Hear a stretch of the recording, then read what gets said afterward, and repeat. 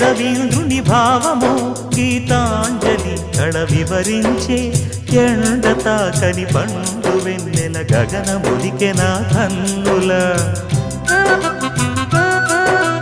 ఎంకి పాటల రాగమే గోదారి అలలపై నిదురించే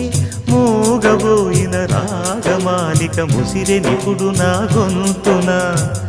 సంగీతమా నీ నింగిలో తిరిసిన స్వరములే ఏడుగా వినబడు పరివిల్లెక్కడా తెలుపుమా తెలుపుమా తెలుపుమా అందమా